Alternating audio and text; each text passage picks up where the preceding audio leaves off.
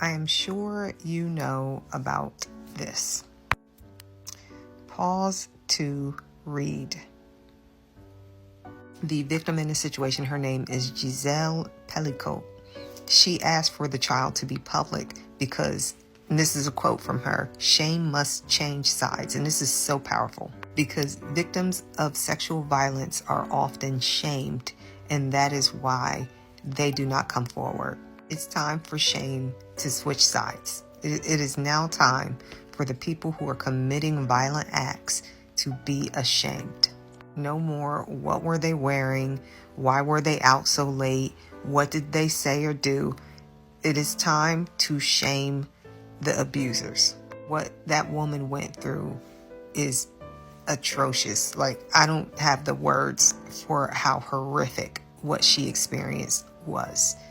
And her family and the families of everyone involved in all of this. But I am so happy these men are being exposed, and I wish nothing but the worst possible thing on them and people everywhere who would commit a crime like that.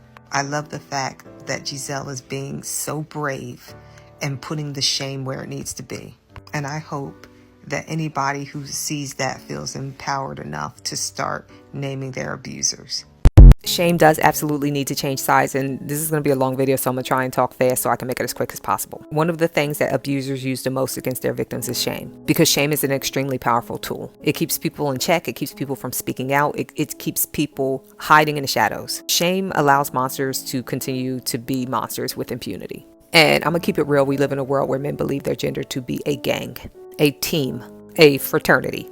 And when somebody believes their entire gender to be a gang, a team, or a fraternity, it does not matter what their gang, team, or fraternity does. They're always going to point to the opponent as the group that was in the wrong. Anybody who's ever played sports understands that there's a psychological component to sports where if you can get inside of your opponent's head, that is one of the best ways to win the game. Men use shame to police each other, and they use shame to police women. This is why it's so hard for other men to stand up for the right thing, because there are always men nearby to shame them into remaining quiet. Women have been shamed for thousands of years for literally everything, but when it comes to sexual violence, we are especially shamed in that regard. It does not matter if you are a victim as a woman of sexual violence, it is always somehow your fault. I remember one of the days where I found out how powerful shame is as a tool. Some guy on Twitter has said that there's more good men than bad men, and good men don't even know what to do about the bad men because bad men are just unstoppable. So I made the suggestion that good men start ostracizing bad men. They start shaming them. They start removing them from their communities. I will never forget how many men piled on to that thread to tell me how wrong I was, to laugh at me, to attempt to shame me for making the suggestion that they should use shame as a tool. The loyalty that men have to the fraternity of manhood means that they are not going to shame the monsters within their groups. And this unwillingness to check themselves means that men's gender is a monstrous gender. Women, on the other hand, are automatically shamed for everything that we do. When we are victims, we are shamed. When we are perpetrators, we are shamed. It is time that shame changes sides, not in terms of gender, but in terms of victims and perpetrators. You know how powerful it would be to make the world a hostile place for abusers? The amount of collective self-defense that it would be to ostracize abusers, to expose abusers, to make the world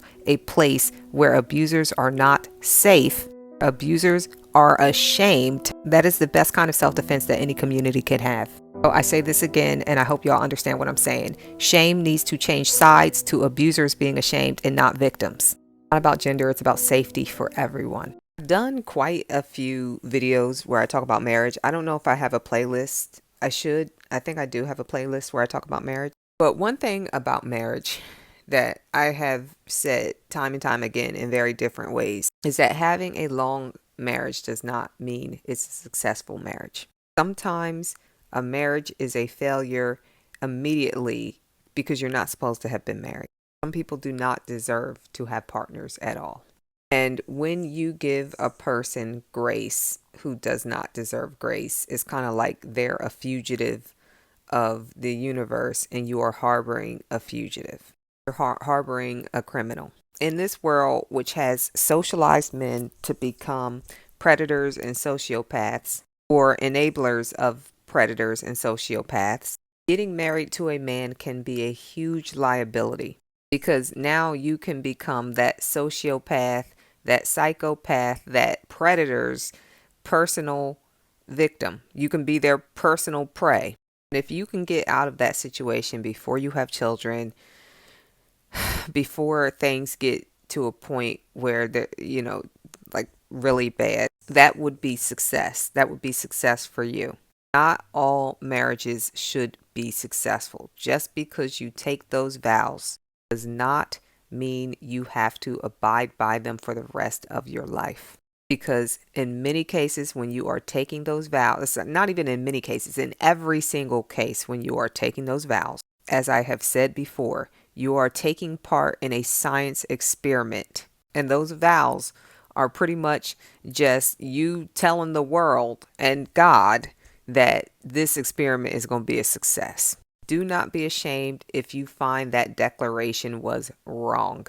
Marriage is very much here goes nothing. If it doesn't work out and you find that out very early, you are lucky. Get out of there. I think it was like about 40 years into their marriage before he started this, drugging his wife and allowing men to grape her. 40 years. For all the people who think that having a long marriage is proof of a good marriage, no. It got as bad as it could possibly get. I could not imagine anything worse than this, that this man did to his wife of 40 years. This is not to say that she knew anything, you know what I mean? Maybe he was just the best husband, but I kind of highly doubt it. I feel like something must have been going on. Either way, long marriages say nothing about the quality of one's marriage whatsoever. There is no correlation between a long marriage and a good one. And this is like one of the most extreme examples of that. So I used to be a church girly until I found out that my church had been covering up child SA. Prior to this, I had done a ton of research on the Catholic Church, and I had learned that they had been covering up child SA. So imagine my surprise when I found out that my church had been doing the same exact thing in the same way. After doing more research, I learned that churches tend to be institutions that are set up in a way that protects abusers, specifically and especially male abusers, because within the church, men are given a disproportionate amount of power. It very much mirrors our societies. All of our institutions, men are given a disproportionate amount of power. And so churches tend to give men access to a very trusting and therefore vulnerable population, which attracts the worst of the worst kinds of men, whose abuse thrives on trusting and vulnerable populations. Now, in case you are not picking up what I'm putting down, there's another institution that abusers thrive within because it gives them access to a very trusting and therefore vulnerable population. That is the institution of marriage. If you are a very traditional person who believes that marriage is between a man and a woman and a man is the head of that household, that is an institution that essentially makes all men cult leaders. The idea of being a cult leader is a very appealing thought to an abuser. And so while a lot of women are socialized to desire romantic partnership with a man who is going to protect and provide for them, there are a lot of men who are like, oh my God, I get my own personal victim and she's going to give me more victims that I can abuse. Marriage is an excellent institution and arrangement for abusers, and it is protected under the law. Spousal rape just became illegal in 1993.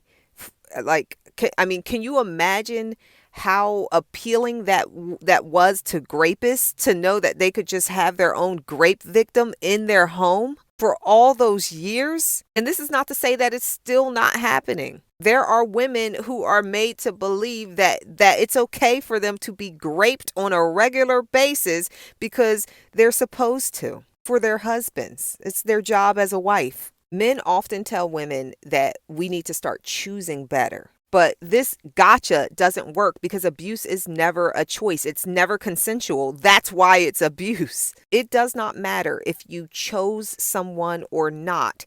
If they abuse you, that is still not consensual, and that person is still wrong. You are still a victim of abuse. And so women are opting into these arrangements where they say, oh, I'm going to be with this person for the rest of our lives. And all that man had to do was pretend to be whatever he said he was going to be until he can lock you in forever. That is an abuser's paradise. The way that the institution is set up is in a way that does not benefit women. There are women abusers that are doing okay. You know, there's always women abusers out there. Humans are humans. Abusers and monsters exist in every gender. However, under the fraternity of men that this entire world is under patriarchy, abusers are thriving, but male abusers males are just socialized. Regular men are socialized to become abusers because they're being given their own cults